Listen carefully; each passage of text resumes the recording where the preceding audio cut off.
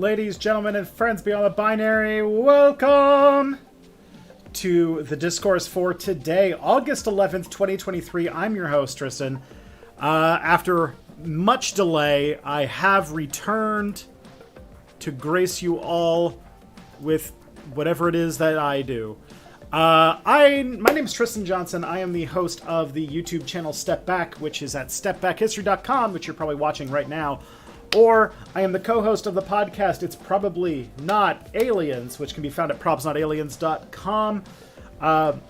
My schedule is that I stream on Fridays at noon. I've taken a few weeks off because last week I was at a wedding in Virginia. I feel like the cat's out of the bag now because he's been public about it, but I was at Scott's wedding in Virginia. And then I was, the week before, crunched to get a video out in time so that I could go to Scott's wedding. So that was sort of the things. I stream on Fridays at noon. If you want to support my work, the best ways that you can do that is by signing up for Nebula at nebula.tv/stepback. Or if you wanted something a little bit more direct, you can go to patreon.com/stepbackhistory. And things like super chats are also welcome. Of course, I will always try to make as much content as I can free for all of you. So thank you all for showing up and watching with me today. You guys are all loved and respected for coming and paying attention to me and validating my relentless need for attention. My latest video is called... Geez, I've gone through a few names for it now. My latest video is just on AI and the discourse surrounding AI. I am rather proud of it. I think that it was one of my better written videos and one of my better produced videos. It's not doing great. I guess people are really tired of the AI discourse, so I guess nobody watched it. But it is a video I'm very proud of, and it's definitely going to go high on the list of great videos that you all slept on. My next video that I am, because of my son getting sick this week, I'm just starting to get worked on. I'm just starting to work on like today, in earnest, is going to be, because we're coming up on Step Back's 8th birthday. One of the things that I do is every year on Step Back's birthday, which is on September 17th, I revisit an old Step Back video and either remake it or explore some new angle of it or do it in a better way or something to that extent. This year I am revisiting my video on the Rwandan genocide and specifically going to drill in deeper on the subject of hate speech and our notions of free speech and what kind of lessons from the Rwandan genocide come out of that.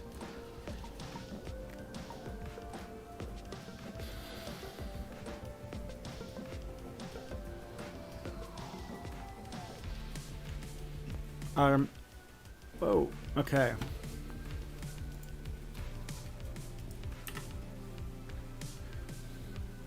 And let's see what else we got.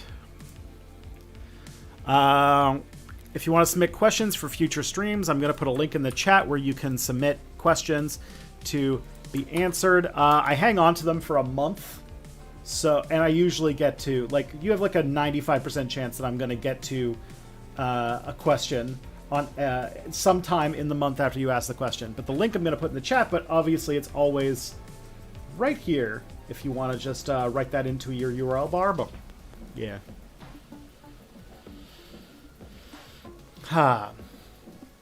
And of course, if this is your first time watching, welcome to the stream. Please make yourself known in the chat. We have a really great chat community that talk about all sorts of stuff, and we become sort of part of the entertainment, but not necessarily the focal point. So please, if you are, if this is your first time, say hello. Make yourself known. And everybody, give all these new people a nice warm welcome. And before we start getting into the wins, I think it's about time that we made a phone call.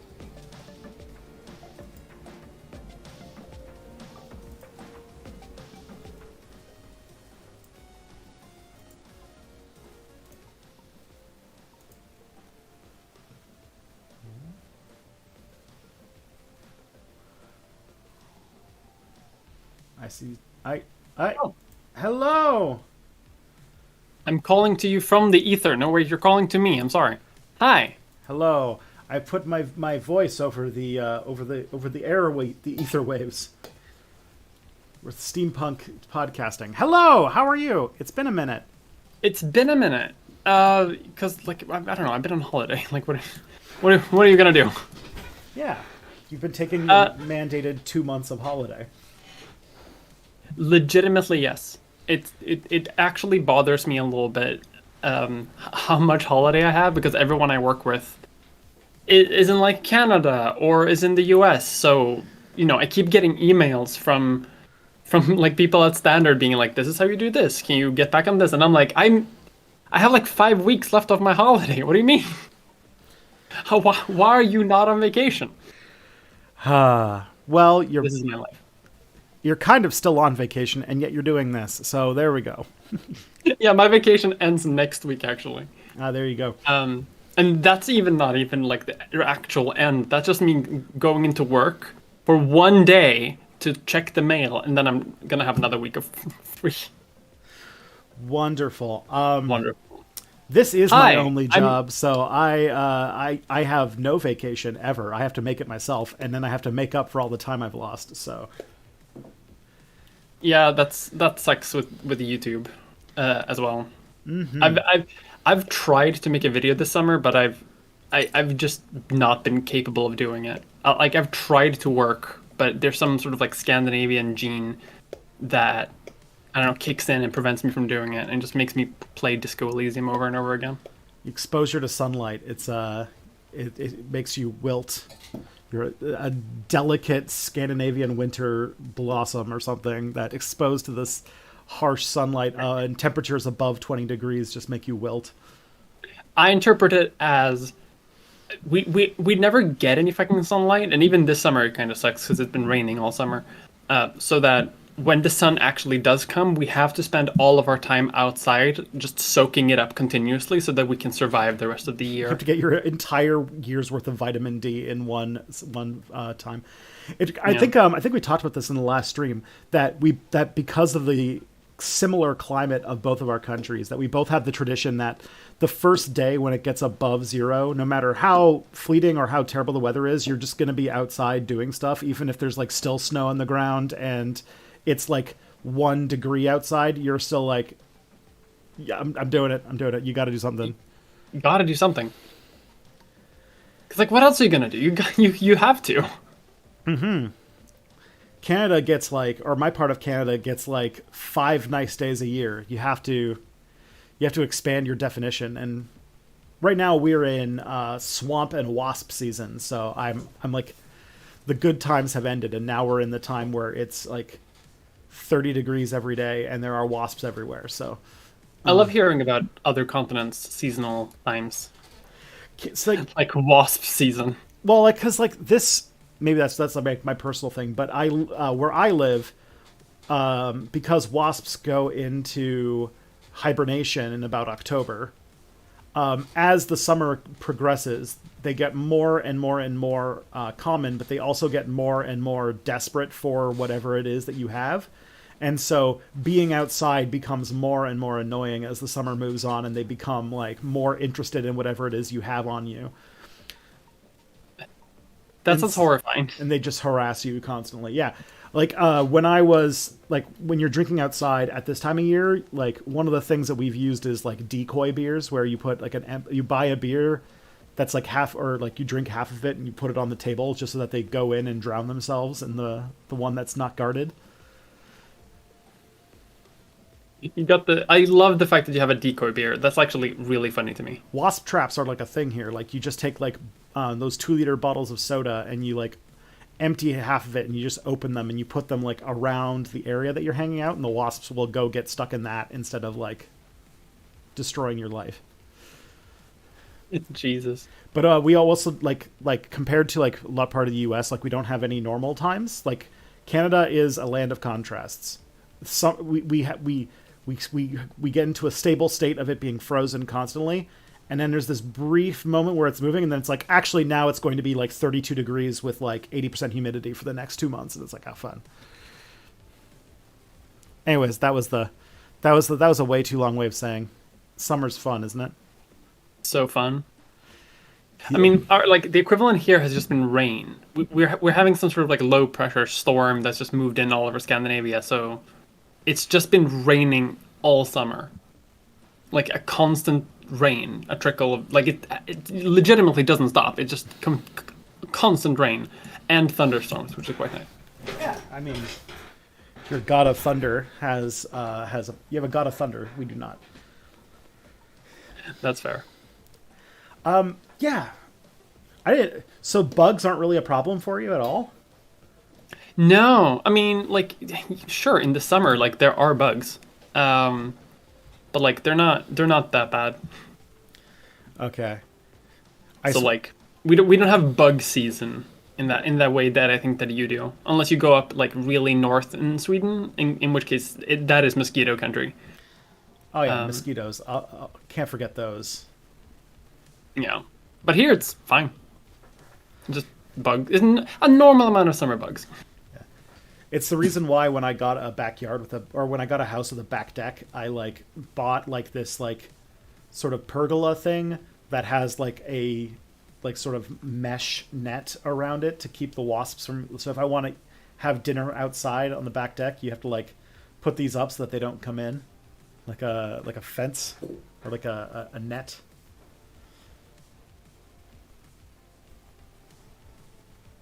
Why?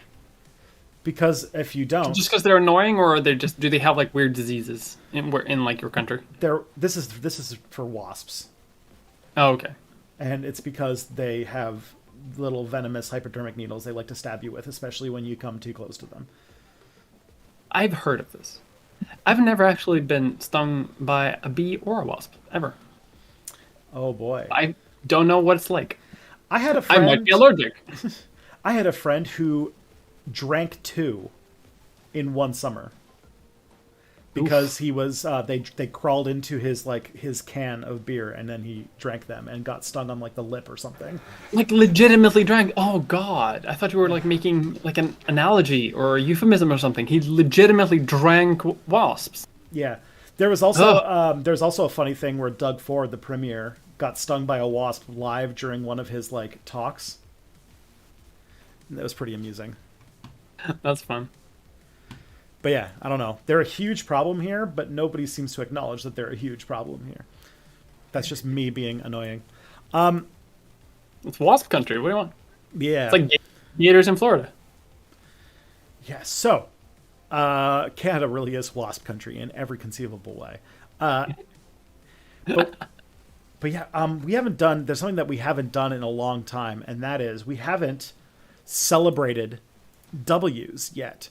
So, everybody, for anybody who hasn't been on this stream or hasn't like watched in the last few months, I decided to start a segment before we get into, because our topics get sad and depressing, and it's very easy to fall into doomer mentality, which is one, counterproductive. It's what's it called? Doomerism is counter-revolutionary activity. It is a tool of the bourgeoisie to keep you from doing great things. So what we do is we start this stream by celebrating our wins. These can be as big things as writing a book or as small things as having breakfast when it's hard for you to get up in the morning. All of those are worth celebrating. Wins, no matter how big or small, are wins nonetheless. A dub is a dub. And so that's what we're going to start with. It's been like 4 weeks since the last time I've done a stream. How about you, Mia? You're our guest today. Do you have any wonderful wins? Yes. I have one big one, and it's something that I've hinted at the last time we did this, and that is that I'm medicated at long last for ADHD. Nice. So if it looks like I have more energy today than I usually do, it's because I'm on meth. Nice. That'll be me next week. I have my Ooh. appointment with.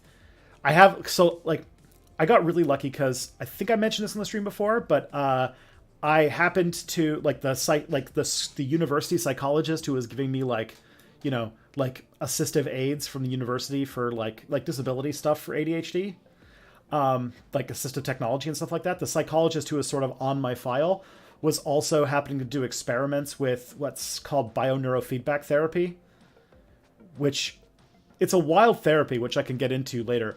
But what she needed was people who had like diagnoses of these disorders so that she could test the bioneurofeedback therapy and write journal articles about it.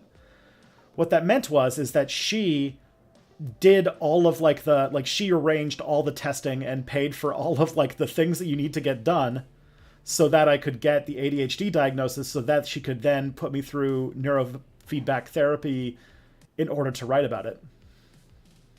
That's so cool. Yeah, and I just happened to have that old document sitting around. And when I mentioned it to the doctor the last time I visited him, he was like, yeah, sure. Yeah, send it along and I like one of those chill doctors who's just like, oh, yeah, you have ADHD, you have a thing that said, sure, just bring it, just give me the paperwork and I'll write you whatever you need. And I'm like, cool. I like you. Based. Yeah, so next week, I want to say Thursday I'm going in, and we'll both do meth together. Fuck We're yeah. gonna have the most fucking normal stream ever the next time we get together. The most intense Star Trek discussions ever. Oh boy, that's another win for us. Star Trek has been beautifully unhinged in the last few weeks, so As always, I'm not up to speed. they did a musical episode Good. called Subspace Rhapsody. On the Strange New Worlds, that's the one. including a rap break by a Klingon boy band. So Perfect. Amazing. it had everything. Flawless. Yeah. That's how I've always imagined the Klingons. Either way. Hold on, I need to do a joke. Sure. Back streets, back Kapla. Perfect. I love it. On the note, I also had a very interesting... I sounded very smart in a conversation because I happened to have loaded my brain up with a bunch of interesting facts about modern medical uses of parasites that I heard about on a podcast. Was it perhaps the podcast that I'm on? Yeah. Leechfest, which is a good podcast, which you should all listen to. Leechfest podcast. Oh yeah, On you're Spotify, Mia or wherever you Mulder get from podcasts. MiaMulder.com and Mia Mulder on YouTube and Leechfest on podcasting. Well, it's not just me. Yeah, you and Salem. But Yeah. It would be weird if we just called it the Mia Mulder podcast. Muldercast. It's still a medical history podcast. People just have to figure that out. But yeah, I happen to have sounded very smart because I talked about how people were intentionally giving themselves parasitic infections to deal with autoimmune disorders. People love to do that. Yeah. The other one, I went to a boss wedding. I went to Scott's wedding. I did hear about this. Yeah. It was Wes I was Anderson promised- themed. I was promised pictures from Scott, and I have not yet received them. I've got a few of a certain toddler dressed in a suit with like a bow tie that I can share with you later. It was a fun wedding though. It's good times. Did you say it was Wes Anderson themed? It was Wes Anderson themed. Absolutely unhinged and based. I love it. Yeah. All right. Let's see if we got some wins from the chat. The Gators are moving north. Fun. Can't wait till we get the Ontario Gator. Oh no, Quebecois Gators. Oh boy. And then you'll have two French-speaking populations on different sides of the continent that have gators. We have officially Gators follow French people. It's not climate change. It's that gators are naturally attracted to French flesh. They crave it. What is the Quebecois equivalent of the Bayou? I think Bayou is a French word. No, yeah, exactly. But like, I'm thinking like the Bayou is like Louisiana, right? Like I'm thinking like, is there like a similar sort of like territorial climate. I'm trying For to think. For the Quebecois. Be like the floodplains of the St. Lawrence. I don't know. We don't really have. I don't think there's any like swamps and stuff like that. Like Quebec is mostly like riverlands. That's its whole thing. It's all rivers. Oh, well, there you go. To the point where one of its major industries is hydroelectric power. But either way, Typical river people. yeah. All right, let's see. Okay. Tarbuck says that it's their son's second birthday today, and next week they're starting their last car payment. Will be eliminating all credit card debt. Fuck yeah. Nice. No debt is great. Hate debt. Tarbox, by the way, is a person who regularly volunteers to help LGBT people escape the U.S. and get into Canada. So, a good person having good stuff. Orange Man has new shoes. They're able to walk around in something that doesn't have holes at the bottom. That is awesome. We love that. Yeah. I got new shoes for my son while I was in Virginia too. And I let him pick them out, and he picked out like this pair of red Nikes, and it is like they're like little red Nikes, like tiny ones. It's very cute. This is very fun. D-Quack Dazia has said that their win of the week hasn't happened yet, but they're pretty sure their 21st birthday tomorrow will be the dub of the week. Hey, turning 21 is pretty rad. I wish I was 21, and you're American, so 21 will be a very fun birthday because that's the alcohol age there. America's weird with that. It is. It's very late in the game. To the point where Canadian, like American exchange students who come to Canada, or Americans who come to Canada for school are like 18, and like they have had no, because I feel like maybe we have a different alcohol culture than America does too, where like our drinking age is 19, but I mean, I got my start probably when I was like 15 or 16. But like, does that apply for like drinking in bars as well, or is it just buying alcohol? It's everything. It's everything. Wait, you can't go to a bar until you're 21? You can like go in a bar, you just can't order any alcohol. That's crazy. What? You can go to Afghanistan when you're 18.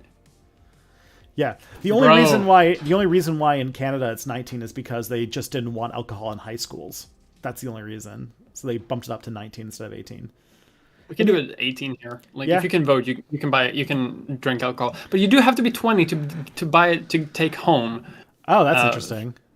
Which is there's like a division. So you can drink in bars, but you can't drink at home, so that you're under supervision. There's some countries, like I feel like in the UK or something, you can buy alcohol in bars when you're like 15 or 16 or something crazy like that. But only like light liquor or something. Like some like European countries are like beer and wine, it's like younger, but like hard alcohol, it's older. Our weird thing is that we have like I think 3 provinces where the drinking age is 18, and the rest of them it's 19. Which are Alberta, Winnipeg, and Quebec. So I saw a lot of very sloppy 18-year-old Americans who were in my when I was living in Quebec. And look, like, God, being 21 is like it's a good age for being sloppy. Yeah, I feel like it's a sloppy age. Now, if I go past like 4 beers in one night, I am a corpse the next day. I am literally not alive. It's a combination of me being 34 and the fact that I haven't had a good night's sleep since January of 2022. That's fair. Yeah. I don't know. I feel I don't drink a whole lot, like generally anyway, but I've been put through the ringer just starting my new meds. Like I'm like 10 days into this like medical routine, and I have to sort of like bump up the dosage once a week by like a teeny tiny amount so that my body doesn't fall apart. And the first week I was just sweating like a hog the whole week. But I feel like if I had started doing this when I was like 21 or 20 or something, my body would have just like, it's fine. Because when you're that age, you can do vodka shots. You can drink from a vodka bottle and you're fine. Like you don't even notice it the next day. Have you not heard of the Borg? The new thing that the Zoomers are doing? Okay. Oh, I've heard of this. I've heard the word, but I don't know what it is. The Borg is called, and this is the thing that like as somebody who is 34, I feel pain hearing. It's called the Blackout Rage Gallon. So what you do is you take one of those like those like I'm trying to think of, you probably have something similar, but like those like gallon, like almost like 4-liter plastic bottles of water. Oh yeah.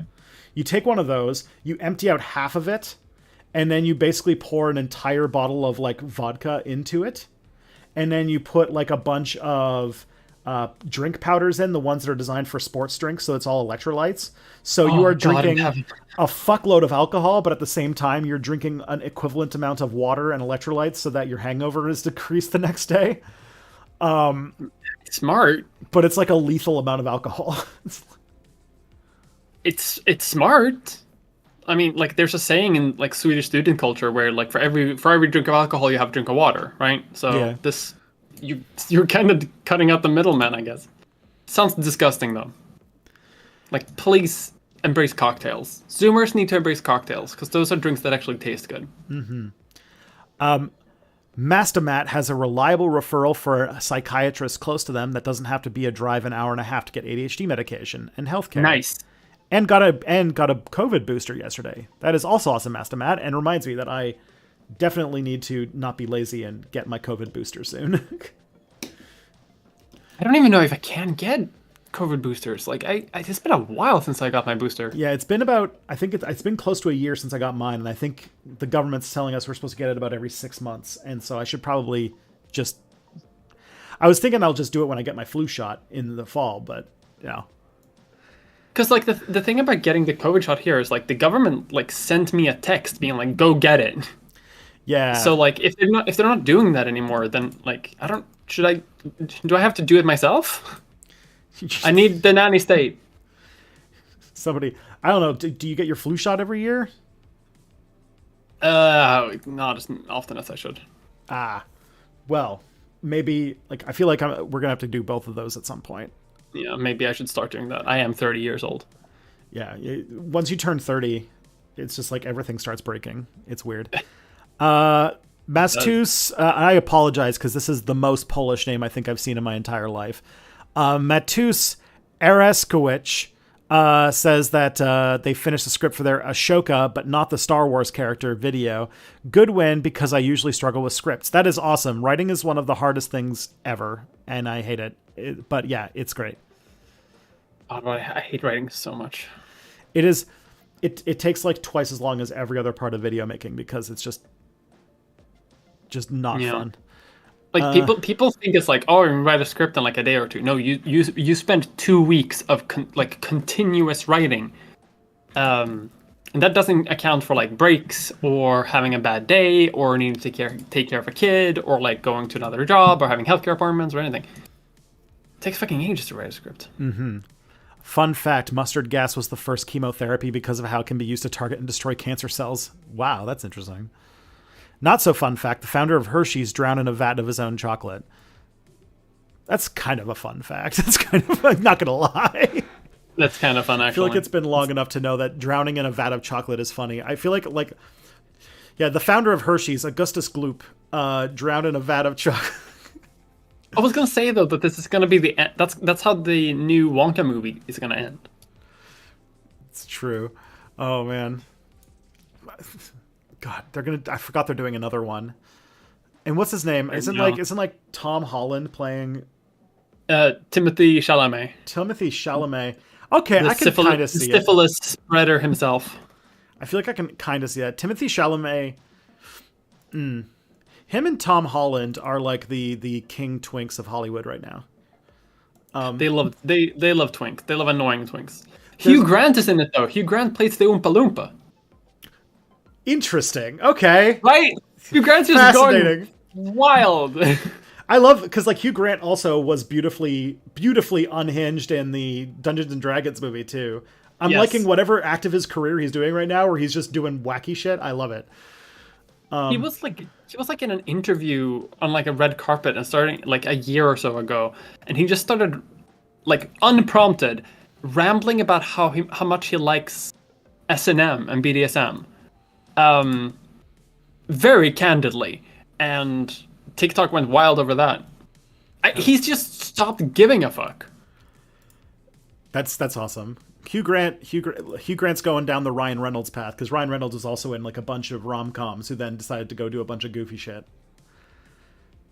I love it when actors just stop caring. It's great. Yeah, that's why like one of the greatest actors of our age is Daniel Radcliffe, because by the time he was like 18 years old, he had more money than he ever needed for the rest of his life, so that he could just go do the most wild, stupid shit he wants, like Guns Akimbo. An entire movie based around the fact that a man has guns glued to his hands. I've been meaning to watch that so bad. It's perfect. It's beautiful. 2 minor wins. Watch 36 Chamber of Shaolin and X-Men comics have been good recently. Sweet. Now that Marvel is no longer trying to actively kill the X-Men franchise because Fox wouldn't give it over to them, they can now actually do stuff with it again. I'm so glad Marvel is dying. It's been so wonderful to see like all the new Marvel projects sort of like fall away into obscurity. Yeah, I love that everyone they all have been sucking lately. I'm just hoping that it's going to result in that and like the writer's strike. I hope that it's going to the other end of it will result in some sort of shakeup in Hollywood and there being like a different type of movie. Speaking of a different type of movie, I really like Barbie. Have you seen Barbie? I'm watching it on Saturday. I get a babysitter once a month, and we book it like months in advance. So we have our babysitter on Saturday night. So tomorrow night, we're gonna go see Barbie. You will like it. Yeah, I think I will. I've heard good things about it, and once that's like, the other one is the Oppenheimer movie, which I'm interested in just as a U.S. historian, but I also fucking hate Christopher Nolan like as a person, so I'm happy to watch it in a way that doesn't give him money. So I'm actually seeing Oppenheimer tomorrow as well. Sweet. It's gonna be good. All right, you missed my first W. I think it's above oranges. Oh, did I? Let's see. Where's the win? Currently for applying for work, including a haunted hayride I worked at back in 2017. That's a pretty sweet win. Working at a haunted hayride sounds fun. Right. Working at a what? A haunted hayride, like a sort of like Halloween haunted thing. What's a hayride? It's like when you ride on like it's like when you ride on like like the back like how do I explain this? You know, like a horse-drawn carriage full of hay. You can like ride in those, and it's like a sort of like a ride. It's like a thing you do with kids. Like when a kid goes to like a farm for like fall-related activities, you go apple bobbing, you go on a hayride, you go in the corn maze, that kind of stuff. I'm speaking like alien words.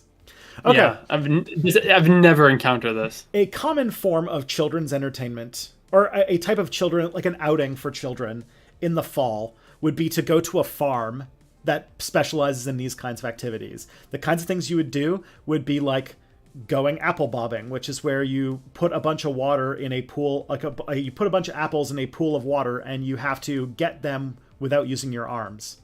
So you have to use your teeth to get the apples. Okay, I think I've seen something like this in American media. The other thing that they do is because corn grows so dense, they can like they can cut it down, because like fall is when they're starting to harvest the corn, so they're starting to cut it down anyway. So you can cut it in a way so you create a maze, and kids can like go through the maze of the corn, and that's like a fun activity. Okay. And the other is riding on the back of a horse-drawn truck with a bunch of hay bales. And sometimes, because it overlaps with Halloween time, they will make all of this Halloween themed. Wait, it sometimes doesn't overlap with Halloween? No, it seems like it does overlap. Like the two activities, because they're both fall activities, so sometimes they mesh together. And like around Halloween time, if you go to one of these places, all that stuff will be Halloween themed. So, okay. I know this is incredibly weird. This seems the most sort of like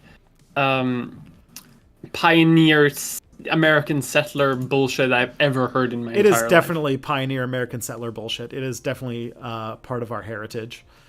Sounds about right. But I mean, it's like, I'm sure you guys also have weird shit that you do. Oh, for sure we do. Like, yeah. We dance around a phallus every year, like as frogs. Like I can't judge. You guys got the Midsummer Fire Festival or whatever. and Oh stuff yeah, like yeah. that. That's closer to spring when we gather up all the wood in the forest to burn in a big fire to pray. Exactly. So it's a weird ritual now that I say it out loud to a person who doesn't celebrate it. I thought I recalled just recently reading a thing that said that Swedes have a really weird wedding ritual that makes them stick out, but I can't remember what it is right now. Anyways, Mm. it's kind of like how I hear that like Scottish people like throw shit all over their spouses right before they get married. I don't know if that's true, and I don't know if they do that anymore. There's a Danish tradition where if the groom leaves the room at any point during the reception, everyone gets to kiss the bride, and vice versa. I see. Interesting. So if you go to the bathroom, like people are gonna start kissing. Oh boy. All right. Before the 1980s, the U.S. had different drinking ages depending. Yeah, I remember this. The reason why the drinking age is 21 in the U.S. is because basically the federal government didn't want to invest in highways if you didn't have a drinking age of 21 because of road safety stuff. So it's like you don't get highways, which are dangerous if you're drinking, unless the drinking age is 21. It's a really stupid way that it happened, but that is how it happened. Okay. It sounds American for it to be a car-centric reason for why you have a 21-year-old drinking age. Yeah. Like, I don't agree with the 19 thing, but I understand the logic of, like, you don't want alcohol in high schools. Cool. Get that. They're there anyway, but I get it. Can't you just ban it in high school? I think Can't you just say, like, no alcohol in school? I guess they just Like- don't want, like if you are in high... I don't know. I don't know exactly the logic there exactly, but we also have some... You can't drive a car, like, down the school corridors either. Like, there are ways to ban it without, like, making it, like, structurally illegal. That's true. Okay. Sorry, I'm noticing I have so much energy compared to when we usually do this It's stream. great. I'm interrupting I love you a it. lot. Yeah, because you're high on meth right now. It's I great. am. I'm actually coming down from it. Can you imagine how annoying I am in the morning? Oh boy. I imagine it's fun. You have a good personality for meth. I think you'll be okay. I think I'm really fun. My partner thinks I'm very annoying. Yeah. COVID cases have been on the rise again here in Chicago. I have heard that like there's a new variant of COVID in the U.S. that is also a reason why I kind of want to get my booster. You know, it's got some weird new mutations that accounting for like most of the new cases. It's not more. It doesn't have any new symptoms. It's just it's more contagious. All right, let's see. Is the last stuff? Okay. Life in Plastic, it's fantastic. Yeah, Barbie stuff. I love. All right, I'm trying to scroll to see if there's any more wins. The Barbenheimer craze seems to be tailor-made for Mia. That kind of does make sense. That makes sense. I see it. You are Barbenheimer, the person.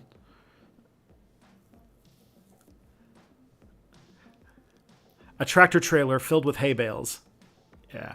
I forgot, yeah, they don't even use horses sometimes. They just use a tractor. So it's just riding on like the tractor trailer of a thing. See, the thing is that I think that you're from the country, so you don't see something like riding in the back of a tractor interesting. No, I see them as annoying and loud. The only proper place to drive a tractor is a simulation in a video game. Exactly. The only To farm your simulated corn. Yeah. Okay. So, I think we've got all the wins. I'm not seeing any wins anymore. I feel like we've got thoroughly distracted, and we have lots of questions to get through. So, because it's been a bit. But the first question is for Mia, and it's about European Union politics. Oh, fun. So, Mia, what country... You have to name two countries. Which one is the most likely to join the European Union, and which one is the most likely to leave right now? Most likely to join. It's like Ukraine. It's probably Ukraine. Like, I'm kind of thinking it might be Ukraine. They're going to get fast-tracked. Yeah, just because of that reason. Just because they're being fast tracked. Because I'm thinking, like, it could be sort of a Balkan country, but it would be very, like, difficult to do. And I'm thinking, like, a bunch of other countries have already come in. It's tied together with the other question, because if Ukraine joins the EU, the next country to leave will be all of them, because there won't be a planet left. So there will all be burned up in nuclear fire. But I can join the EU. That's not necessarily going to spark a nuclear war. That's true. It's not NATO, I guess. Yeah, we don't have an Article 5 in the same way. But I would definitely say probably Ukraine is probably the most likely to join, and then most likely to leave is like either Hungary or Italy. Italy, interesting.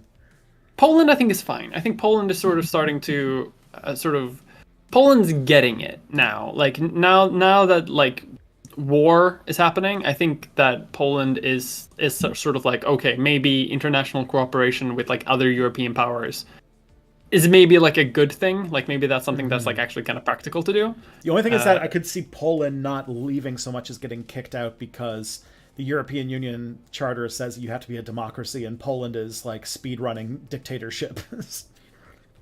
Yeah, but I also think that because of the war and like because they border Belarus and Russia, to be fair, I don't think that anyone in Europe is actually going to want them out. Like it's right now it's sort of like not really loving each other from an ideological point of view, but it's like both sides have more to lose by Poland leaving than by them staying. Okay. That's sort of my theory about it. Hungary, however, could definitely bounce. Like they've been brokering deals with Russia on and off occasionally. But I also think that when rubber meets the road, I don't think that like Hungary is gonna like want to leave, but as you say, maybe might be kicked out.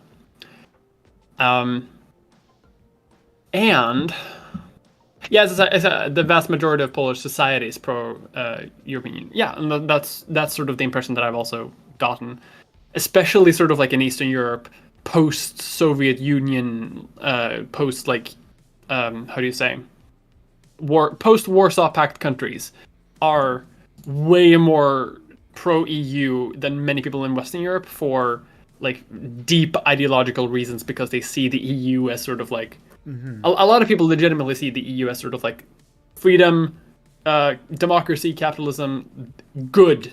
Yeah. Whereas a lot of people in Western Europe just see the EU as like this supernatural, super national, bureaucratic mess. So like, and it's both of those things, but it's people have like different viewpoints on it.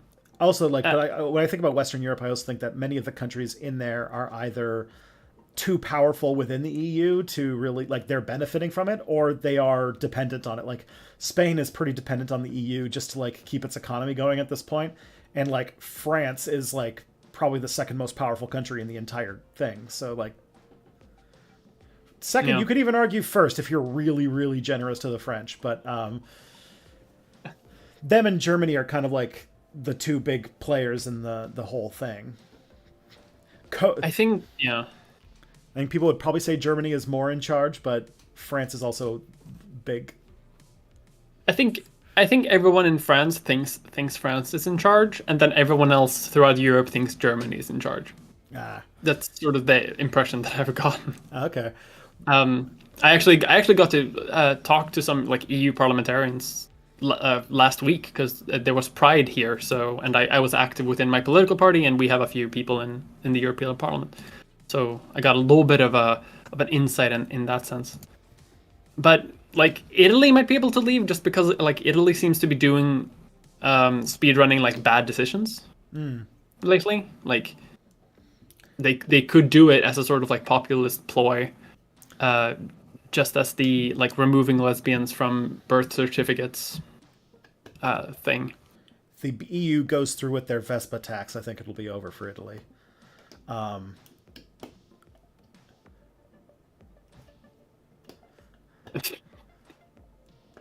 Yeah, maybe.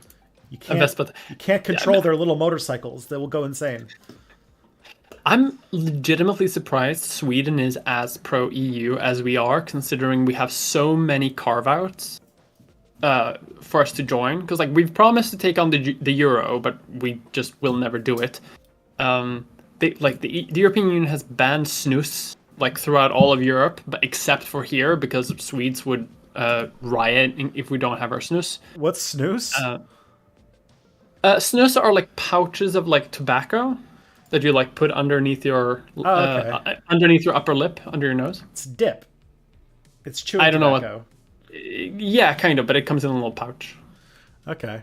And Swedes are obsessed with snus. Like they will fight you if they don't have snus, and they will offer other people snus because you can do tobacco indoors because it doesn't smoke. So everyone snuses all the time, and it's really annoying. Gross as fuck. Yeah, yeah. I don't. Snus is called chewing tobacco here, and it's also a thing, especially in like in different areas more so than others. But what's I don't get it. interesting here, and I don't know. I feel like it's less of the case in Europe, but like I've watched over my life, like smoking and tobacco related stuff in general just completely disappear over my lifetime. Smoking was way more accepted here when I was a kid than it is now. Oh yeah. To the point where I only know like one person of all of my friends who is a current smoker. Yeah. I mean, like, because that I also remember that being a kid. Like, I remember people smoking indoors regularly. I remember, like, my mom's workplace would have a smoking room where you would go to smoke indoors, which is crazy talk today. Mm-hmm. Snus is also like the most Swedish sounding word I've ever heard. It's kind of disgusting that way. Anyway, but that's my take on Europe. I don't think Europe is actually going to kick anyone out though, just because it's a hassle, and it's even staying with like authoritarians within the union. A lot of people just see that as like a better alternative than like going through the whole rigmarole of throwing someone out, because who knows where that's going to lead. Yeah, I'm a big Belxit supporter. Which is the part of removing Belgium from the European Union. But keeping the capital. So Brussels gets annexed by the European Union, but Belgium gets kicked out. The international city of Belgium, of Brussels. Support Belxit, everybody. I support it. Or Luxit. If that happens, the country breaks apart. Fuck Luxembourg. They can go.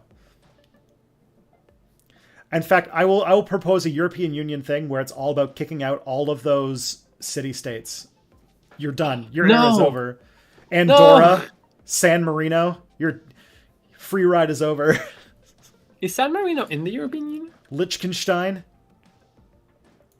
I'm not sure they are in the European Union. Are they? I have no idea. I don't think they are. Technically. No, yeah, they're not.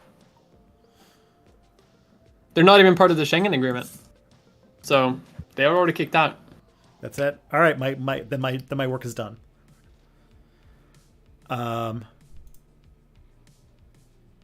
Okay. Okay. Next, we got another fun question here. Sorry, Salem just came home, and I wanted to say hi. Hello. So Pim recently learned that a lot of voice actors in Latvia got fired and replaced with AI voice generators to do the dubbing of movies. Apparently it sounds pretty bad and people are pretty pissed about it. Do you think that we're going to see practices like this more often? Oh, yeah. Yeah, it's so much cheaper. Guaranteed. And the technology is going to get good enough at one point where it's going to be passable, and it's 100% going to happen. It's like, I don't know if you've seen these TikToks, but like people do AI song covers. Like they'll have Mr. Krabs sing like a Kanye song or something, and it sounds pretty good. Like it legitimately sounds pretty good. Like they can probably do pretty good shit if they really wanted to. Like, and I don't think we're pretty far away from that, because like how was it, like 2 years ago or something when this AI craze even just started becoming like publicly available. So like in another 2 or 3 years, like the industry's fucked. Yeah, for sure. There's like because right now the technology is not only popular, but like a fuckload of money is being put into it right now, and every industry is talking about how they're going to implement it.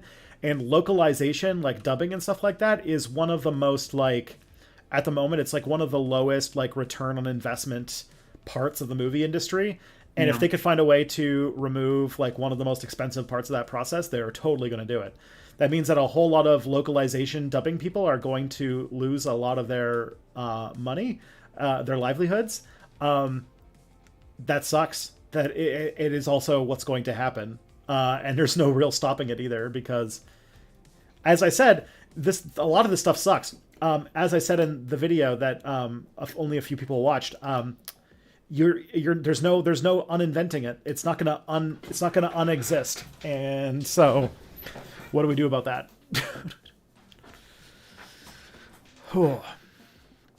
But yeah, I could totally see, like, dubbing is like one of the first things, because it's easy enough to do, like, translation and then making, like, localizing with the same voice and then slight editing to change, like, the mouth so that things line up. That is small enough that probably the first, like, way that AI will enter movies in a big way is doing stuff like that, for sure. Yeah. And, like, it'll probably, I don't know if you mentioned this as well, but, like, they're probably just gonna voice it over with the same actor voice of the original, like, in translated versions, but just in different languages. Yeah. Because like that's something like, there are some YouTubers that can do that already. Like, they already do that. It sucks, but some people already do that to have, like, Spanish speaking versions of their videos. Which is crazy talk. Yeah. So just imagine that with a few years and a lot more money, and you'll definitely see it. Yeah. Trust me, that's just the beginning. You're going to see a lot weirder shit coming out of the fact that Hollywood, like, when it comes to movies are extremely huge bets every time they're made. They're very expensive to produce, and if they don't do well, you can lose a lot of money on them. So definitely, this is a realm where a lot of weird things are going to show up. Get used to that, friends. Yeah. It's not going to be good either. Like, it's going to be bad media. Like, even when it gets, like, passably, like, okay to the point where, like, you can sell it off, it's not going to be good. Mm-hmm. You know what I mean? Like, it's never going to be as good as it could be if a person just did it. Because, you know, humans got that, like, je ne sais quoi that you literally, I don't think you can emulate. Like, even with the best, like, AI language model, I don't think you can emulate, like, a person's individuality in that way. Yeah, read anything that's written by, like, a ChatGPT or, like, any one of those, like, text generators. It all sounds like the most, like, generic garbage ever. You know what I mean? Yeah. It's good material to work off of, but it's definitely, as the material in and of itself, it's not good. But yeah, that's that's the thing that I think we're going to see more often in the near term future, that I think people are going to be pissed about, which, especially, like, writers and such, I think this is one of the reasons that they're doing their whole thing, is that they're going to get, like, ideas for episodes, like, made by the ChatGPT thing, and then be like, here is, like, a bullshit, like, a shit script that it put out. Now give it to a writer to just fix it up and make it passable, and that will cut out a lot of the writing process from it and decrease writing credits and stuff like that, which is the way that the industry loses a lot of its money. So yeah, fun times. It sucks so bad too, because it's like all of these models, none of them can be creative. And that's a thing. That's like another hurdle that I don't think people are going to be able to crack for, like, a long time, because it's all derivative. Like, 100% all of it is derivative. Like, it can combine shit, but, like, it's never going to be able to come up with new shit. Yeah. Well, that's where things get complicated. I had a long conversation about the nature of creativity with one of the experts that I interviewed for my recent video, and he had some very spicy takes about, like, maybe we're really overvaluing what creativity actually is and what it actually is combined of. And then we got into this whole thing about how most creativity comes out in the refinement and editing of something, and not the, like, the first creation. The first creation is usually not that interesting. Yeah. And so, and yeah, and, like, the whole, like, if you think about creativity as, like, making something completely novel, then there's a lot of things that are not creative.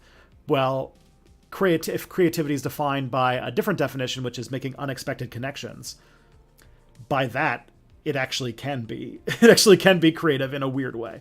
But I feel like if one of the things that I did not get into as a huge digression in the video was, like, how that kind of technology has really upended the the concept of like it's asked some very disturbing questions about what creativity actually is and what it entails. And in some ways I think it's disturbing, in some ways I think it prods us to think deeper about the subject in ways that are kind of interesting philosophically. But we're gonna end up in a situation in our lifetimes where we're gonna play out Measure of a Man episode. And I hate that I will find myself on the side of anti-data.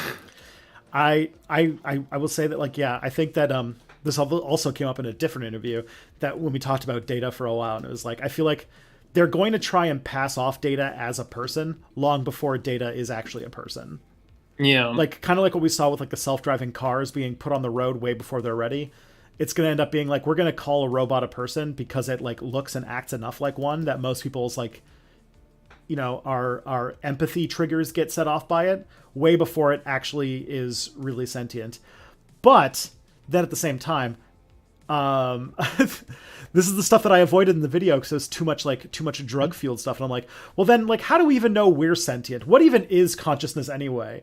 We can't even define what it is in people. So what like, and what is like the point where like, because we're made of atoms and matter and energy. So what happened? When did that point pass for us, let alone for a machine? And it's like, and then it's like, yeah, but it's too simple. Our brains are too complicated. Yeah, but our brains evolved, and evolution is not very efficient.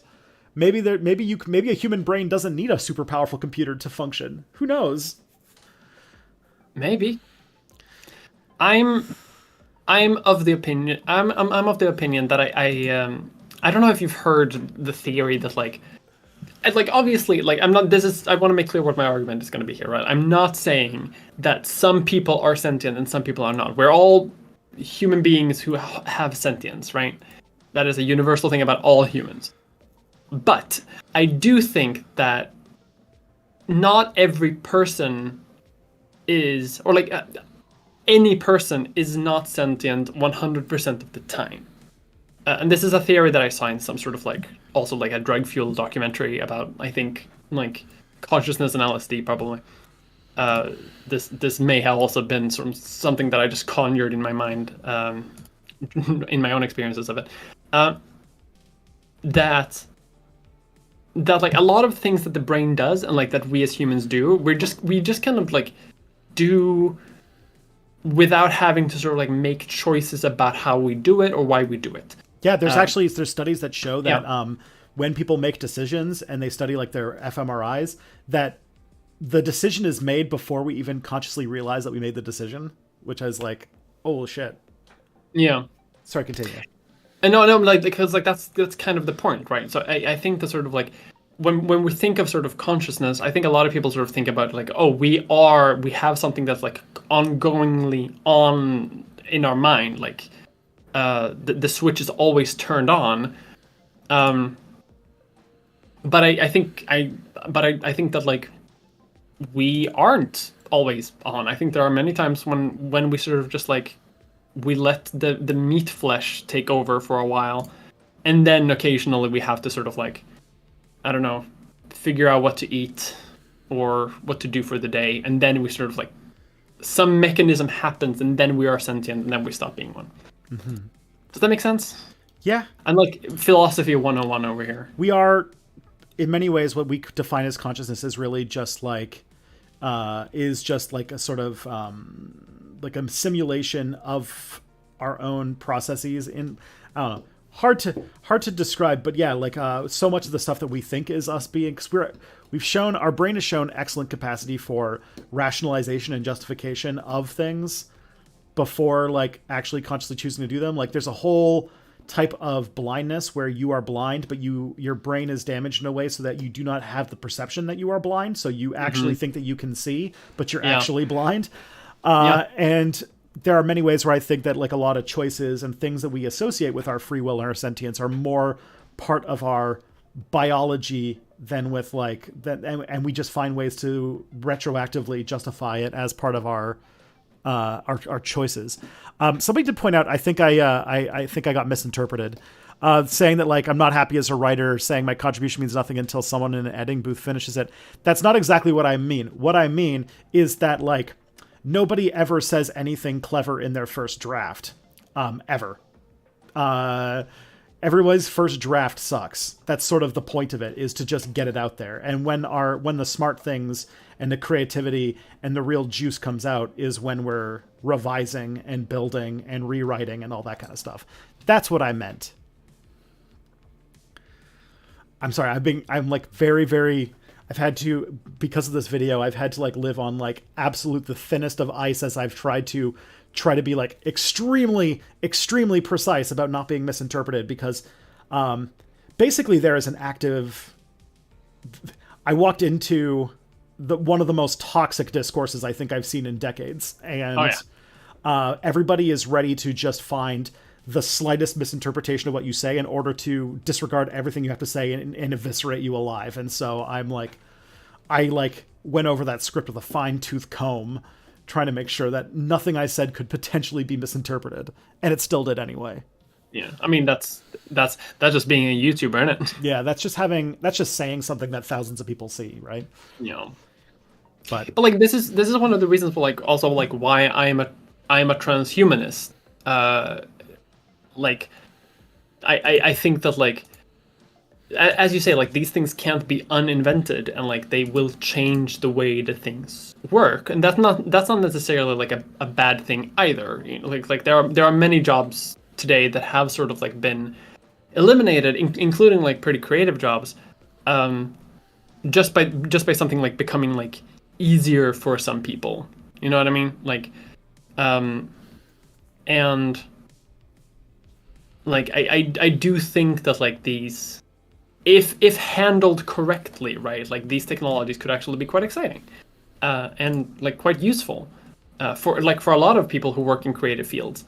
Because also I don't want this to sound as if like us YouTubers are unaffected. Like, there are people who like crank out AI made videos on YouTube for like content farms and the channels have like millions of subscribers because they bought a YouTube channel from someone, and they get enough views where it's like makes enough money. But like the script is made by an AI, like the content is edited like by an AI. Like it's like a lot of it is just like farted out there like daily, and it sucks. It's like the most like useless drivel. So like our jobs are also like under threat here. I don't want it to be that. So I think like with the right technology could be better, but unfortunately we live in a society, and a society that's like led by people like Elon Musk. So for as long as that's the case, shit's gonna suck ass. Yeah, I even outlined in my video a potential like, hey, not all outcomes of this technology entering society are bad.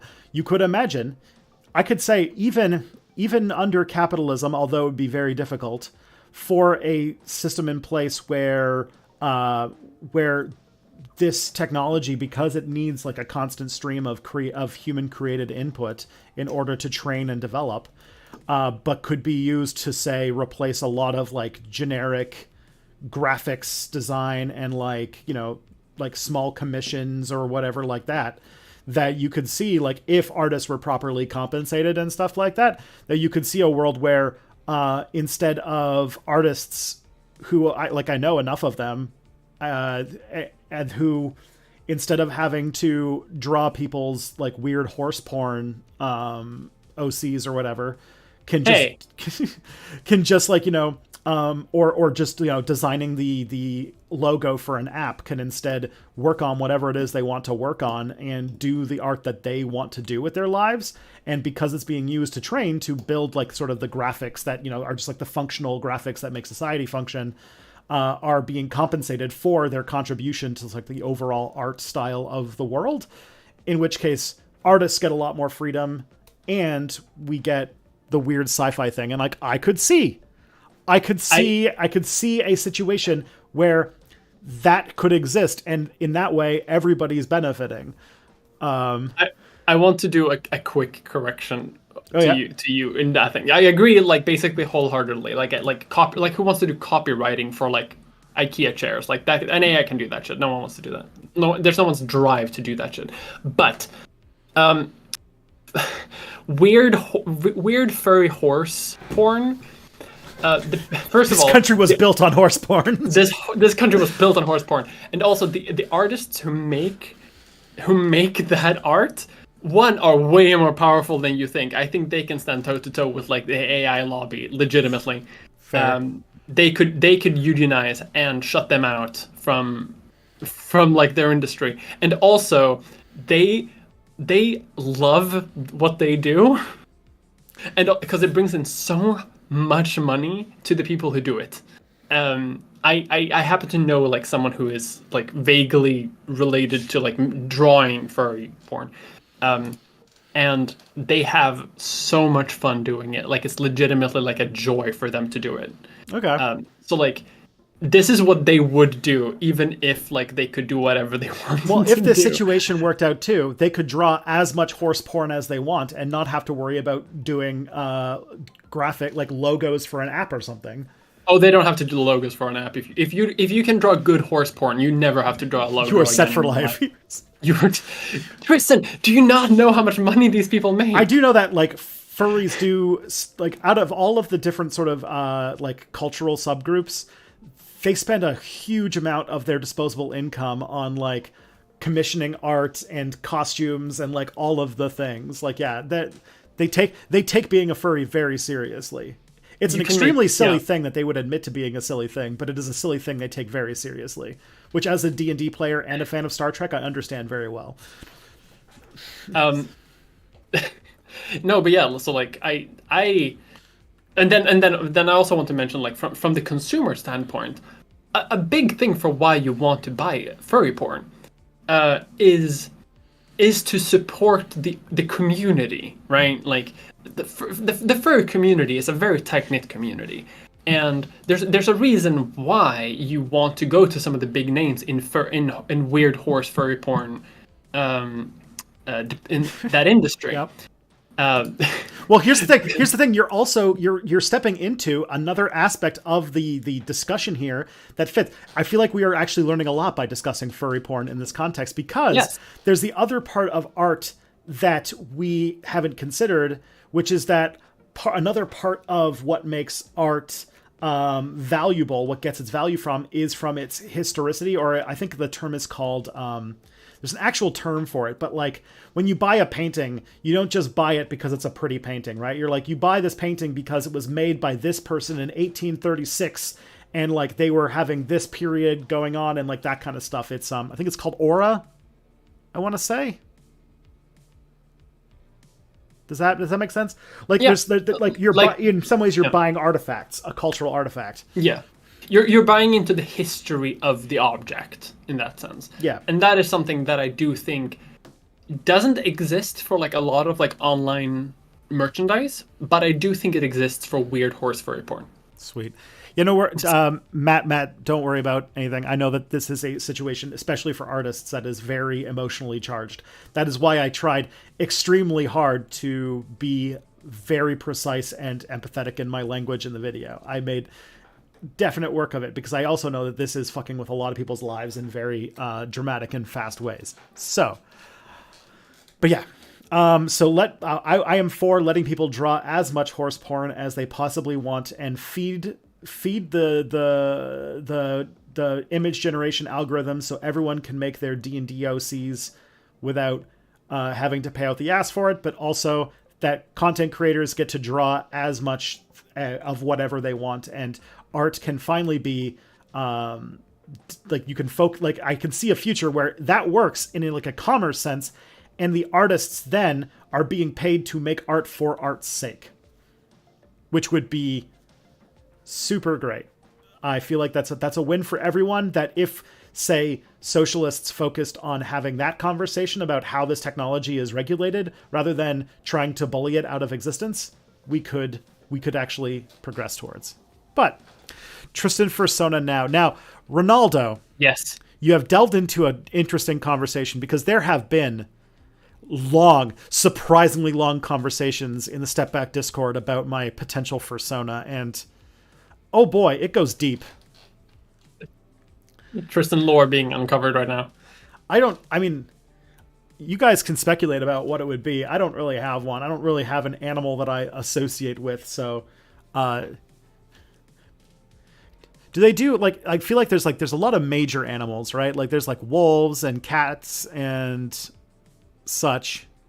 Yeah, those are your basic like furry blocks. Yeah, I'm gonna go with like. I feel like I want a weird one. I think somewhere like I want like rhinoceros or elephant or something. Oh, interesting. I know that like if you're like the leather have like their own like label. I don't know which one it is though. I know that they are all subcategorized under sort of like the furry label, but like if you want to like dig really into it, I know there's scalies for the lizard ones. Exactly. And I think there are dragon ones too. Because why not? Dragon's cool. Oh, Tristan. There was the dragon aspect. The dragon aspect is it's a whole other can of potatoes. Oh my goodness. Yeah, because I do remember that the dragon, like, there was for a while there was like a shitty like anti-SJW YouTuber who was like a dragon furry, and like had had the kind of like, you know, those YouTube channels like Teal Deer and stuff like that, where their whole thing was like a DreamWorks eyebrow person who just like, while they just said stupid shit that they read off of 4chan, would like have the picture thing. There was one of those, but they were like a extremely Christian person who had like a scaly dragon fursona thing. I don't know who this person is, but it was like, I was like, interesting. I think, and then he got in a beef with another furry who was also an anti-SJW YouTuber whose fursona carried a hammer that just said logic on it. The last sight of many a socialist. Oh boy, it was such a, and they had a beef with each other, and I don't remember what the beef was about, but there's a part of me that kind of misses anti-SJW YouTube because it was so much more fun and easy to mock than like modern day anti-SJW YouTube, which is just Ben Shapiro. Yeah, it was fun when there's like low-hanging fruit that also doesn't have a whole lot of money behind it. Like making fun of Warcorp 666, who had like 2,000 subscribers or something, was very fun and easy. Yes. But now it's like, oh yeah, this person gets money from the fucking Koch brothers and shit. So, yeah. Literal oil billions are going into it now. Mm-hmm. That's not as fun. This dragon furry guy had a video saying the age of consent was oppressive. That feels about right. That sounds about right. Scaly, please. Yeah. Sorry. I thought that scaly was a subcategory of furry, not that they're two different things. But yeah, that is how we explain the ins and outs of the ethics and the creation of art and the age of AI image generation using furry porn as the main case study. That's a thing you'll only get on this stream. For those of you asking, my fursona is a goose. I can see that. You have goose energy. No one asked, but I just wanted you to know. You know you are inviting art. You know that, right? I want art. Okay. I've been asking about it for years. I've gotten a lot of drawings of me as aliens over the last couple years, so I know that it happens. But I'll take. I used to get more fan art, but I think the fan art wave for like trans women YouTubers has sort of like passed now. A few years ago, everyone was doing it, and now it's sort of like, you know. Yeah, when I first started streaming, there was a wonderful. I think they're still in the chat. Dazia used to went on like a rip of fan art that I still look at every once in a while because it was all beautifully unhinged nonsense that was based on inside jokes to the early streams that I did. So it was good stuff, and I still look at it every once in a while. And it was also at the peak of the deep fried memes period, which means that there's some really, really interesting stuff that came out of it. Oh, what a good age that was. Mm-hmm. All right, let's see. Let's get another question in. So this was from July 28th, so it's a little bit old, but Niger just had a government coup with multiple governments in West Africa being couped. What could this mean for the region going forward? Ooh. Well, as two white European settlers, we have lots of opinions about the politics of West Africa right now. To clarify, I'm not a settler. Oh yeah, I am I a still settler. live in my native land. I am. Well, tell that to the Sami people. Not this far south. Not this far south. Okay. I'm on the brink. I am very technically not a settler. This is not stolen soil technically. I still benefit from it, but I don't live on it. All right, I am a settler colonist. That is true. Ooh, yes. Matt, I did not see the step back art you posted on the Discord. Please tag me in the next one. Post it again and tag me. I want to see it. Okay. But yeah, I've been keeping up with these news based on TikToks that I've seen. So you can tell that I'm very informed about West African defense policy. So I have no idea. Yeah. I will say that, yeah, I am a certified non-expert in Niger. It's not Nigeria. I'm trying to think what the adjective is. Nigerian? Nigerian, right? No, because like that's Nigeria. Niger and Nigeria are two different countries. Oh, that's right. That's true. And so I don't know what the term is for something that is from Niger. I think it's called. They're both called that because I think there's a river called the Niger River that runs through both of them. Mm. Who can we blame for this naming distinction? The British. No, probably the French, actually. Yeah, this definitely... Niger has, like, French energy. And it's near countries with names like Côte d'Ivoire. But, like, from what I've heard, like, Niger had a military coup. The Organization of West African States or something like that, like, demanded that they sort of, like, transfer, like, to a democracy. They haven't done that, and then two states from the like Organization of West African States decided to support the coup. So now it's like sides have been forming in a weird way. No war yet, though, which is let's hope that no war continues. Yeah, I can't speak to the major stuff going on in the region. There's obviously like a local politics and stuff at play that neither of us can really talk about, but somebody smarter than me should. Okay. Let's see what we got next. What do you think is the likelihood that Trump will actually see the inside of a jail? The charges are getting pretty bad, but I can't get over the feeling that people like him just never end up facing actual consequences. That is a good instinct. Had it been any other judge, I would be very pessimistic. With the judge currently, I think maybe. I think there's like a strong 50-50 chance. Like I'm looking forward to it. My take on it is: have you ever seen the movie Lord of War? The Nicolas Cage movie? Yeah, I've seen it like in snippets on TikTok. So there's a scene in that movie near the end where he gets arrested by Interpol, and no, by AFT in the U.S. and they have him dead to rights, like absolutely like they just caught him with like his like stuff like full of like blood diamonds and weapons, and as he's being held in his holding cell, a quiet little man from the U.S. government comes in and says, "You are going now," because the U.S. depends on weapons brokers like him to do the sort of weapons, like getting weapons to the people that they want them to get to with the plausible deniability and such. And he is let go. And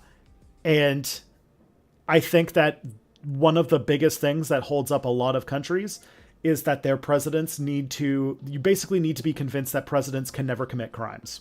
That no matter what they do, they are basically immune to all criminal charges for anything. And they will find some way, and I'm sure that Biden will be like, "Ah, dang, they caught us on the parliamentarian said we can't put him in prison," or something like that.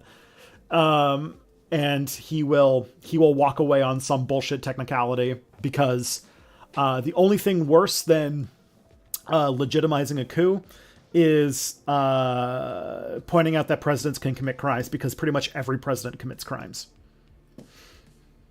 Yeah, I just think that there are so many crimes here, and that there are crimes that are just like stupid crimes. Because I think if you're president and you want to commit crimes, you can easily do that. Like if you just like behave and like aren't a fucking idiot on Twitter, and you know like don't brag about like stealing documents or like, because like what I'm thinking is everything will always be like an historical like unprecedented until it isn't. Mm-hmm. You know what I mean? Like every president hasn't done this thing until they have, or like no president has suffered this until one does. So just because just because it hasn't happened yet, I don't think that necessarily means anything. And I think that like specifically because of like the mass of crimes that he's done and the type of crimes that he's being charged with, I don't see a way out for him. Because like he's charged with like fucking 70, what was it, 70 fucking felonies or some shit like that. Mm-hmm. I guess I could say that the most likely scenario that my money would be on is that in 2025, the trial just gets dragged on until 2025, and then President Donald Trump pardons himself of all of his crimes. Maybe. That feels like the most likely of all of the things that are up in the air right now. That feels like the most likely of all scenarios. Because that many charges is going to take years to work out. And furthermore, the Democrats have done their absolute best over the last 4 years to guarantee that Donald Trump is going to get reelected. But like another reason why I'm kind of optimistic about it is like partially this judge seems pretty harsh about specifically like January 6th protesters, and also just because like there have been crimes of similar severity by previous presidents, and typically they have been sort of like discovered during that president's presidency. And they're often the types of crimes that like upset people who are invested in politics. Because you can do a bunch of crimes unless like if it doesn't upset people in politics. Like if people in politics don't care, then no one gives a shit. Which is why like how Bush can get away with fucking anything. And especially if it happens like outside of the country, you can do whatever you want. But this specifically happened in the US, in sort of like in the political class, however you want to say, like has affected the political class negatively.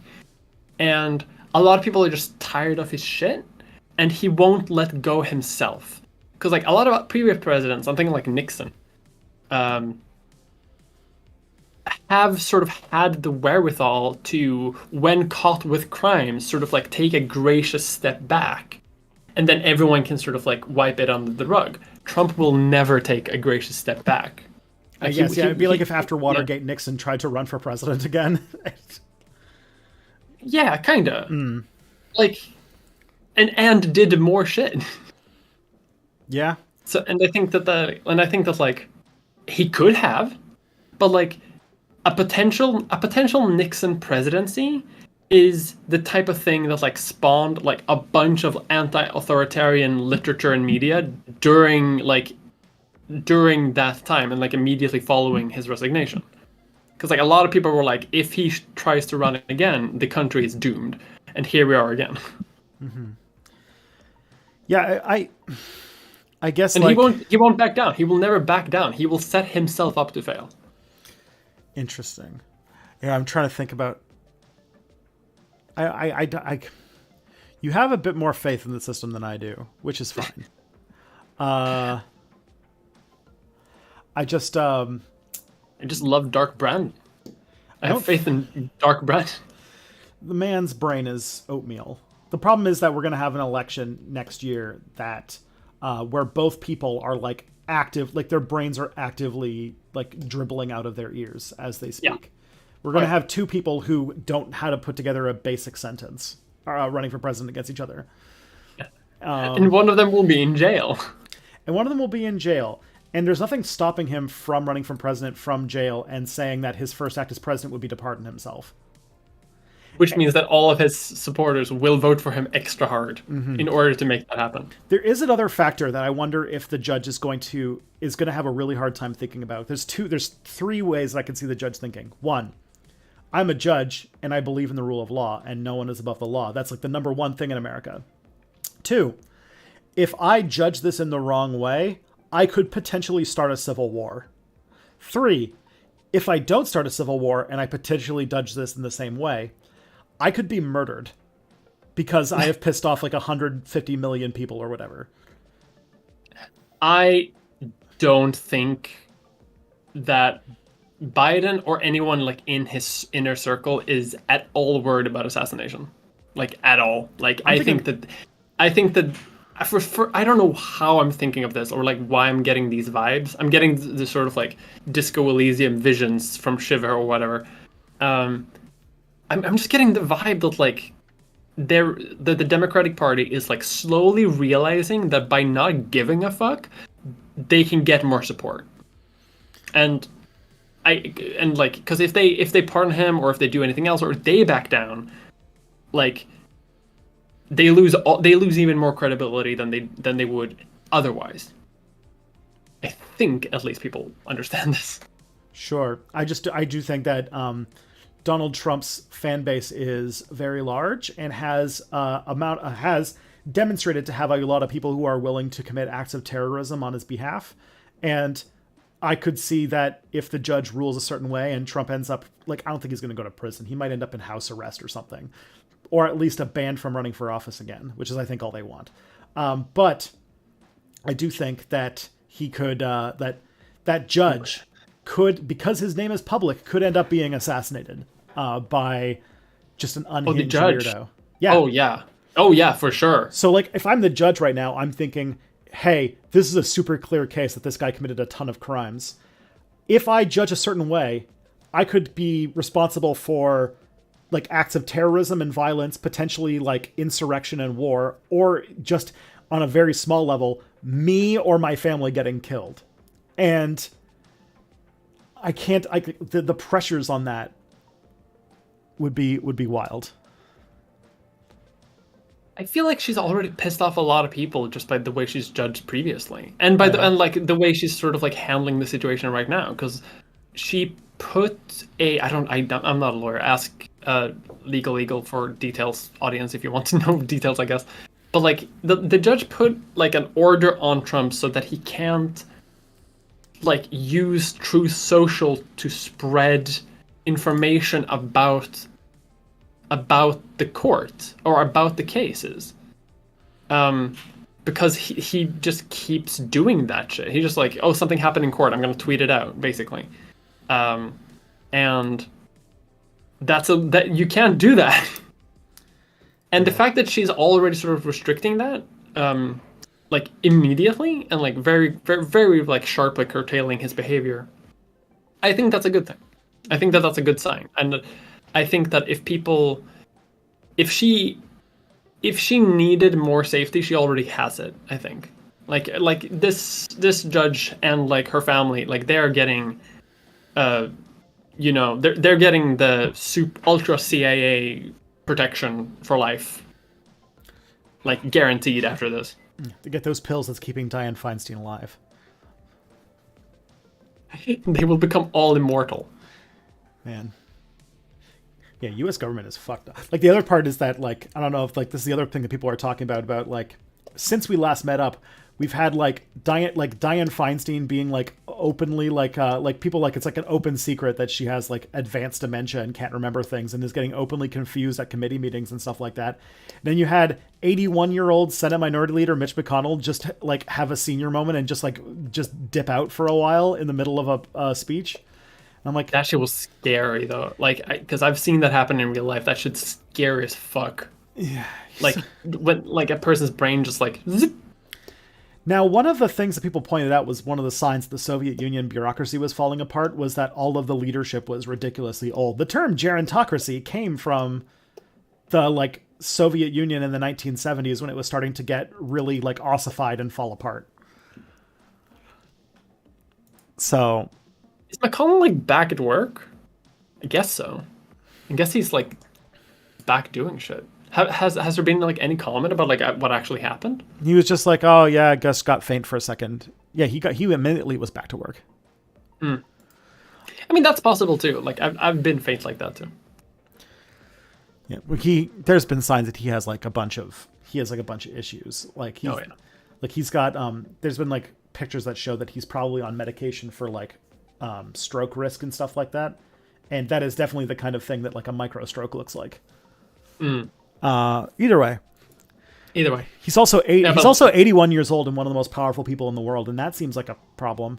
Like, dear God, implement term limits. Like, we don't have term limits, but apparently we don't even need them. But like, America desperately does. Okay, not sure if this is a sensible question for the stream, but do you have any suggestions on explaining ableism to someone? I have a friend with a visible disability that doesn't hinder their ability to work a comfortable office job, and they've told me that they don't think ableism is a thing. I want to talk to them about this, but I want to be sure to approach the subject in the right way. As someone who does not have a disability, I can't really speak to this. I mean, it depends on how you define disability too, right? Because like, a lot of people define ADHD as a disability. Not the same, obviously. Like, yeah. But, you know, I'm more of the neurodiverse aspect of it. I feel like it makes you different, not like less capable of doing things, I guess. But also like that. That is true of all disabilities. True if they're like in the right context and given the right accommodations, they can do whatever. I'm just thinking of like what was the coworker like? Because like I would have no idea how to respond to that in any situation because like it's such a nonsense statement. It's just an obvious thing that of course it exists. Mm-hmm. Of course it exists, and of course it impacts people. Like what do you mean? Like it's like one of the most obvious what do you mean? Like if you have a bump on the door on the way into your store, some people can't enter it. Like physically cannot enter the store. Like, what do you mean? Mm-hmm. Like, it's like someone saying like, "Oh, I don't believe that the sky exists." Just like, what? It's like it's like disagreeing about a fundamental law of reality. Like, I don't even know how you could convince a person like that. Yeah, it is. Maybe there's like some context of the conversation that's missing here, but yeah, it does seem like out of all forms of discrimination that exist, the fact that like, you know, people with disabilities is like one of the most obvious ones. Like I could understand, not that I agree, but I could understand people not understanding like microaggressions or like structural racism and stuff like that. But like not understanding that people with wheelchairs can't enter into buildings if there isn't a ramp is pretty like on the head obvious, right? Yeah. Like I don't understand. Like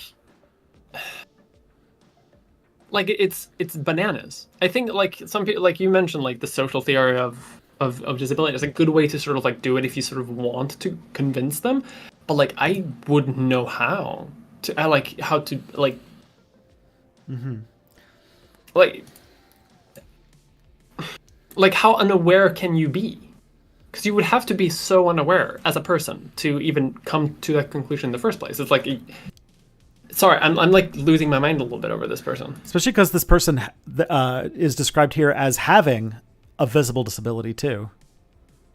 Yeah, so it's like, because I can kind of understand it sometimes when people talk shit about like, oh, ADD, that's not a real thing. And it's like, okay, well, whatever.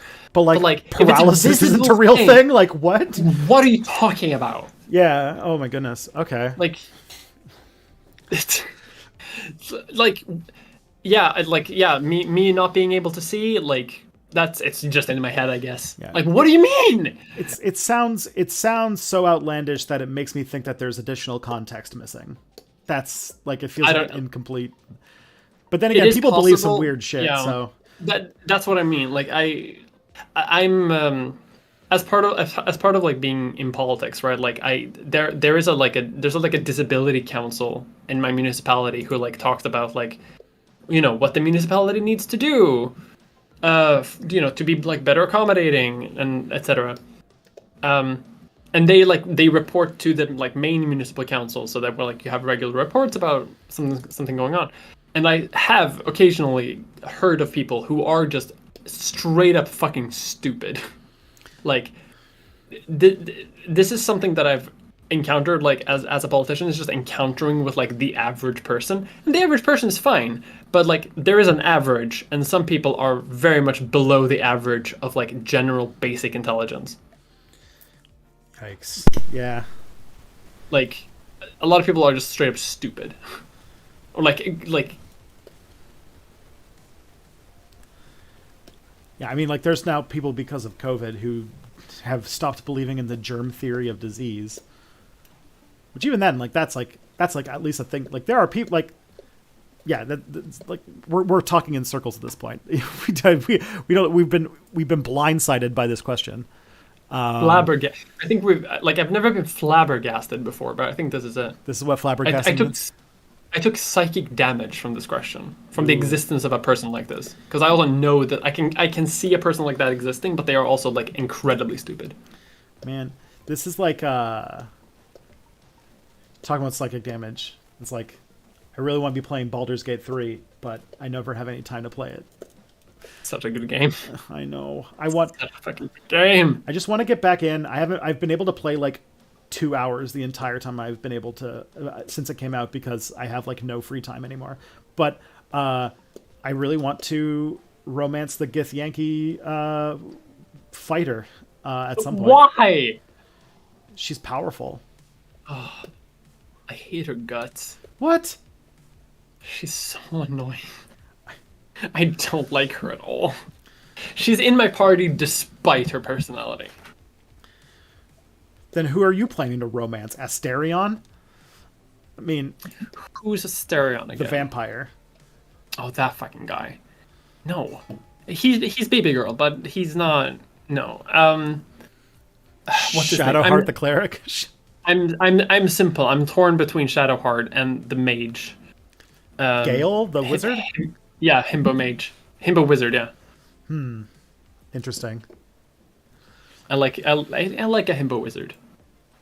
I'm bisexual. I like himbo men and I like goth girls. That's fair. First major disagreement on this stream over whether to romance the Gith Yankee fighter or not. I've maybe it's because I haven't known about it, but she did me a solid on the Nautiloid, so I'm like, all right. Yeah, I get it. She just looked mean all the time. Like, yeah, but you can change her. You can't, and then you'll be closer than ever. Yeah, especially because my character is a dwarf, so I feel like it would just be extremely funny to do too. Oh. I like the vampire though. Like he's close just because he's baby girl, but he is also he did try to kill me. Actually, like my partner killed him the first time we encountered him, like very early on, because he tried to kill us. So we were he like, takes a knife to your throat. Yeah, you die now. Apparently, if you play as him, you can romance a bear. So yeah, I've heard that too.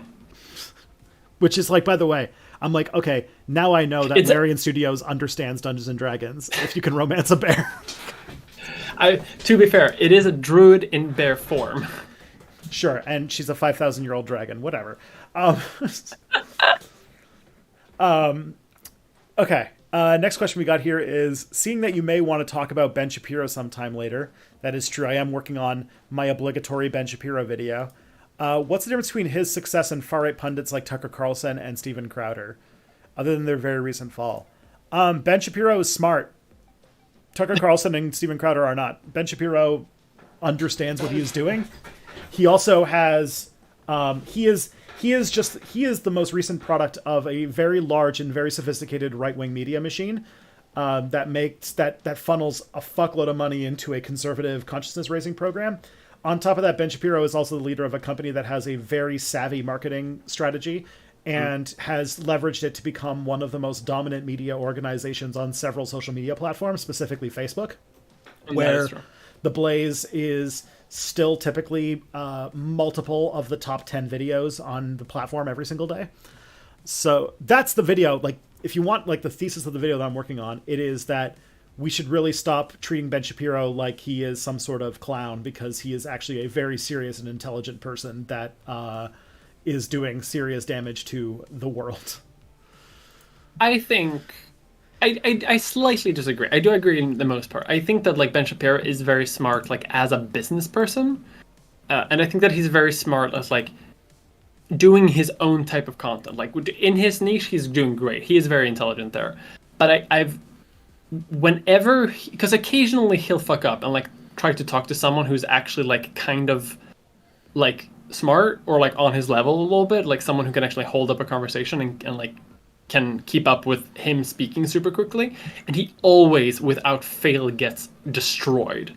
Like even like no matter who he talks to, no matter what the subject is, no matter what the thing is, whenever he's not talking to a camera or like I don't know, like first year college students, like he always gets the floor whipped with him. True. Yeah, I think he's not a very intelligent person when it comes to politics or policy. He wouldn't be a conservative if that was the case. But he is an extremely talented propagandist. He is one of the smartest propagandists working for the current conservative right at the moment. Possibly the smartest one, because he even knows that like in the contradictions and the silliness of the arguments, he is also filtering out the people who would not be receptive to his message. Like when he does the like silly publicity stunts, he knows like that I think that comes from him knowing that conservatives are moved more by emotionality and outrage and things like publicity stunts than they are by reasoned logic. One of the main reasons you can tell that is because they're conservatives. That's kind of how you get to that position.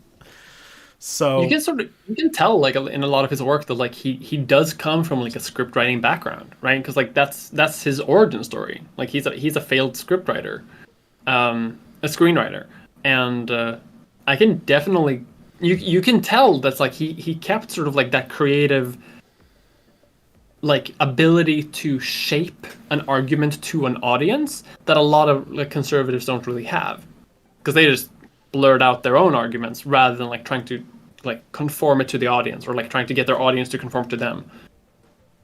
Mm-hmm. So this is a video that I've been working on like low key in the background for like a year now. At some point I got to work on it in earnest, but it's been my project to get to Nebula first. But yeah, it is. He is part of a conservative project that has existed for decades, ever since like the Federalist Society and all sorts of stuff. The Federalist, like the magazine and everything like that. Like it's a project that started in the 1960s after the Barry Goldwater failure to basically destroy the Roosevelt coalition, and they did successfully, and have been basically taking over American politics ever since. And Shapiro is that project's investigation into, or its insertion into like social media stuff. And it's been very successful at it through raw money and the fact that Ben Shapiro is an extremely talented and shrifty, like, what's it called? Like strategic thinker when it comes to these kinds of things. Yeah, I get it. There's been like attempts to like recreate like his flair by like Swedish conservatives and right wingers. Like occasionally they'll fly in people from like the US to like help them like start up like their YouTube like industry like company or whatever, to sort of like do the same thing of like trying to like market right wing propaganda, and have failed so hard here because they just try to replicate like his style, like beat by beat, but in Swedish, and it doesn't work, right? Because like it's a different cultural context, and like Swedes just consume like culture differently because we come from a different cultural background. Mm-hmm. But it's very funny to see like Swedish Ben Shapiro sit and like whine about feminism or whatever, and try to make money from it and failing very nice. For me, it's nice because Ben Shapiro is like successful, makes me feel bad, but Swedish Ben Shapiro is a failure, and that makes me happy. The feminists want to take away your snoof. They do. Yeah, The so woke left wants to take away all your rights and wants to import all of West Africa. And make sure to that destroy Swedish culture. And they want you to not eat rotten fish. They want you to eat completely unrotten fish, clean fish, never been buried ever. No, actually, they're the worst. They want you to eat the most rotten fish, the absolute like degenerated and destroyed type of fish that exists. They're like it's difficult to feel like any sort of like national pride at all, because I feel like a lot of Americans don't associate sort of like Americanism necessarily with like right-wingism. Like there's an overlap, but that's not like a it's not like a one-to-one overlap. In Sweden it kind of is. It's like if you like Midsummer and you like the Swedish flag, if you put the Swedish flag on your balcony, people will think you're a Nazi. That is true here too. Canadian flags put me instantly on alert. Good. Yeah. Because it freaked me out so much that one time when I was in America, because there was American flags everywhere, and I was like, huh. Yeah, it's a weird thing in that country. Okay. Next one we got is, this has to do with Danish stuff. Our cabinet fell again, and it looks like a lot of our politicians are currently making an exit, except for the far-right ones. I recall you saying that you don't vote for the NDP anymore at some point. Do you have any advice on someone who finds himself in a similar situation where the left is basically bleeding out and making a bad decision? I do vote for the NDP. I'm in the freaking NDP Riding Association. It's not the best option. They make a lot of decisions that I don't like, but it's also the only option. I don't vote for the Liberals, and I have on a couple of occasions for strategic reasons, and I swore to myself that I would never do that again after the 2015 election, basically. So that's the main thing.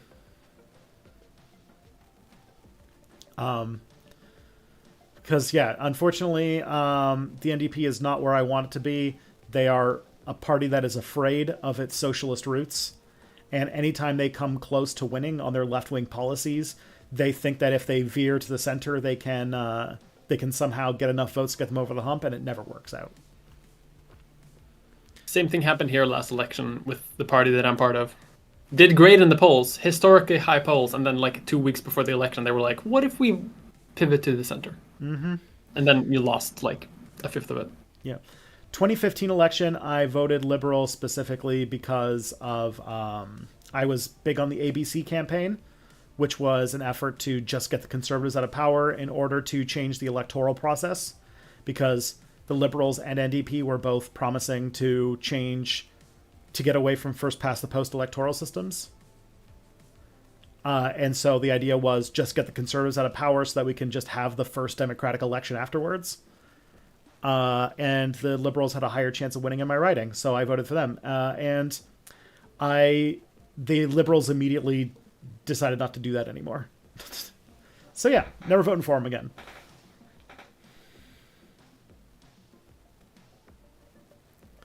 Apparently the NDP leadership has been infiltrated by lobbyists. That doesn't surprise me at all.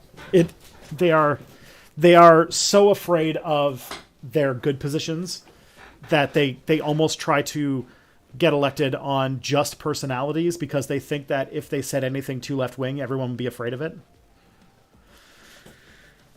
And it sucks. Yeah. I love the left wing, except when we get really stupid right at the end. Mm-hmm. But that's unfortunately life in actual politics. Yeah. It's not a thing I'm very good at, so that's why I would never, beyond the writing association, I'm not going to do a whole lot. All right. This is another interesting question. Is there anybody who's critiqued George Orwell who isn't a tanky? I know he did problematic shit, but the only people I ever see talking about it seem to be Marxist-Leninists mad at his two famous books are about why Stalinism is bad. So I don't know enough about George Orwell. I thought people gave George Orwell shit because he ratted out a bunch of people. Yeah, I think that's the thing.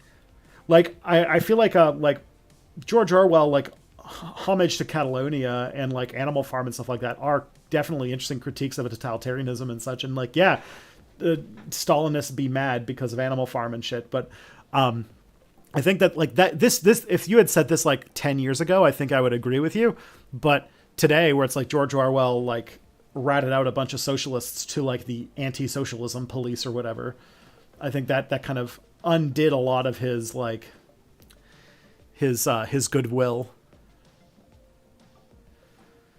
That's the main thing I would say to that. But yeah, I get that. Because yeah, I would agree. I don't like rats. All right. Snitches get stitches. How can we make Indiana Jones be a good archaeologist and historian? Ooh, okay. Can't. Can we make woke Indiana Jones? No. What if I don't accept it. What about an Indiana Jones movie where he breaks into the British Museum to repatriate artifacts? This belongs in a museum in Nigeria, and then he like now we're talking. He leaves and takes it to Lagos or whatever. See that I would like Indiana Jones heist movie of the British Museum. There you go. Not an adventure movie anymore. It's a heist movie. He's assembling a team. 1950s breaking in to return an artifact to its people. That would be, man. I know it wouldn't be an Indiana Jones movie, but I would love to see that movie where somebody who like just like an Ocean's 11 where you just steal artifacts to return to their people.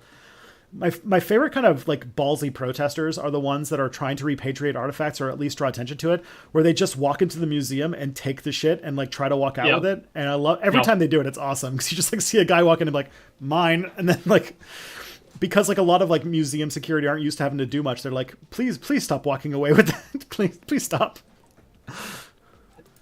I beg of you, please don't do that. Yeah.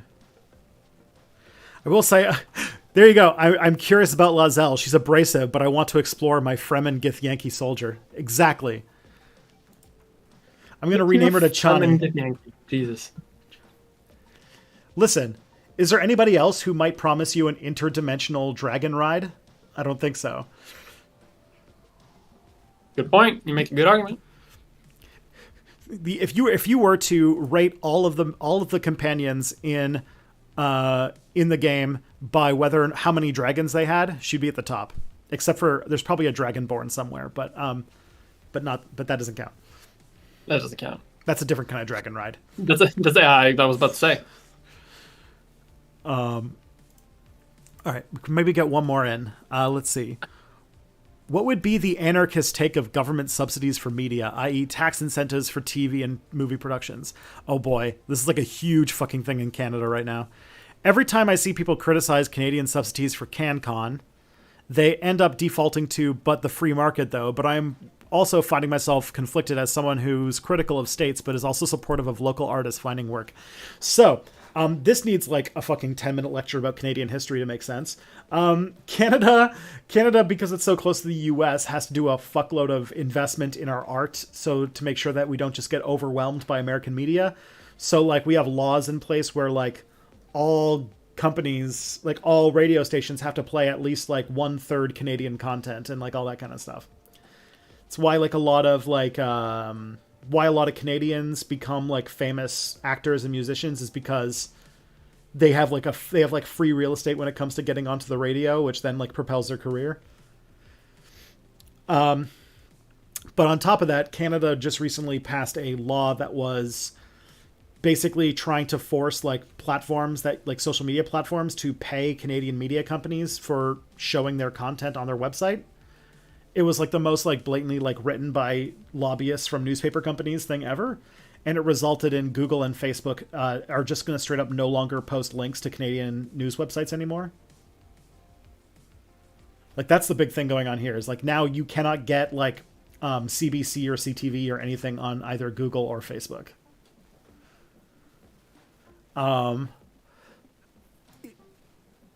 Either way, this whole thing is about like how if government if like, you know, you're trying to work for let's see, being conflicted between the idea of government subsidies for things like the arts or like and the free market and such. Okay, if I were to take about the anarchist take on this, I would say it's that yeah, you probably wouldn't need like endowments for the arts and stuff like that for Canadian content if we lived in an anarchist society where capitalism didn't matter and like our cultural identity wasn't dependent or so like able to be taken over by the sheer mass of money that comes from the US. But we don't live in that world, and so using that kind of thing to protect your work is to protect an industry in your country is okay to do. That is, I'll move on to something that's not so explicitly Canadian. No, it's okay. I don't know what to say sometimes. It's fine. It's just like that's very much like based on shit that's going on in Canada right now.